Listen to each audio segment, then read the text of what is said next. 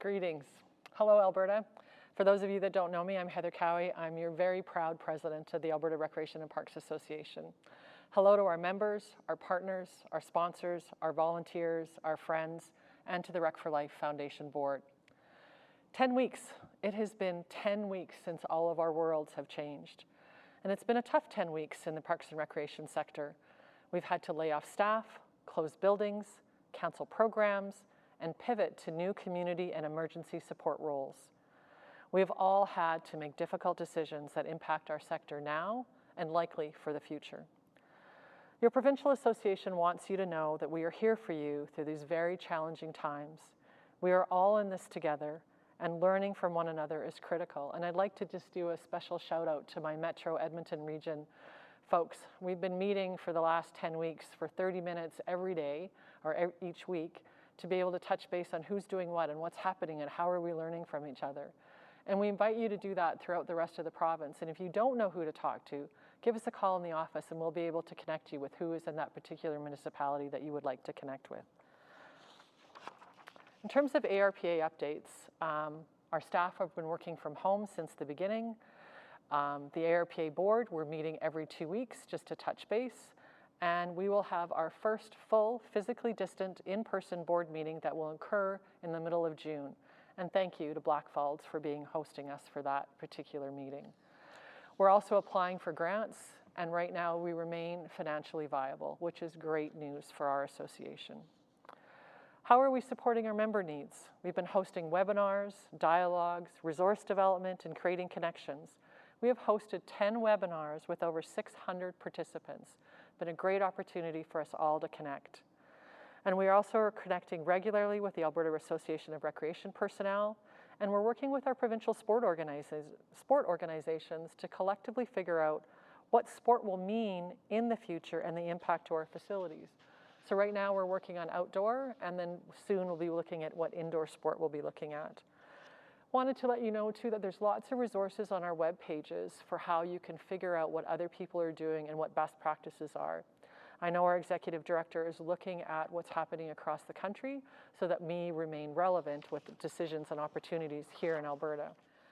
In terms of reopening clarity, we continue to connect with the government of Alberta to provide as much clarity as we can for reopening all aspects of recreation and parks.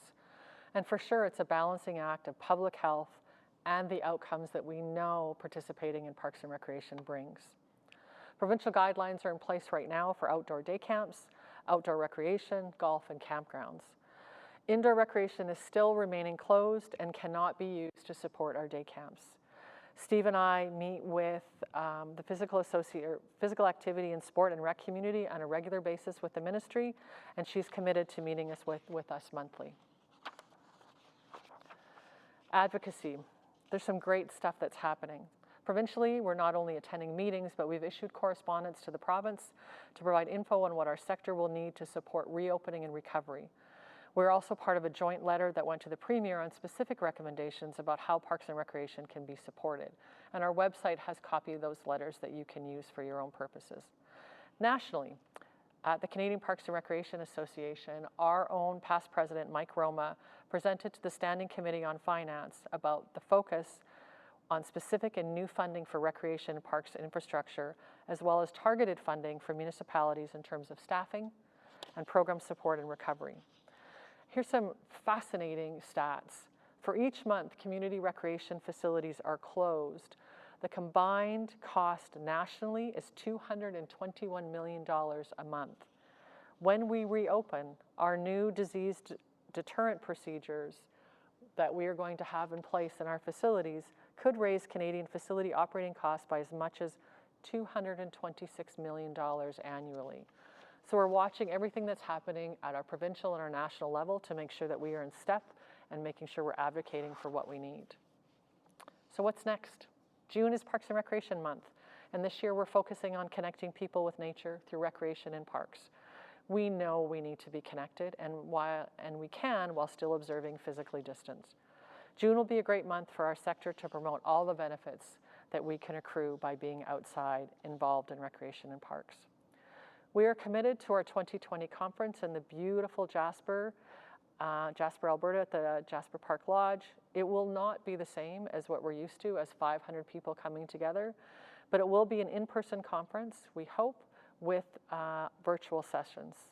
So we'll adjust based on our guidelines, and we'll continue to keep you in the loop as to what's happening. Your board is looking at developing positive messages around our benefits for elected officials and future positioning of our sector. Once that's complete, it will be available to you all. Would like to thank Steve Allen, our Executive Director, who is really holding us all together and doing a great job of making sure we're connected, grounded, and focused on what we're doing.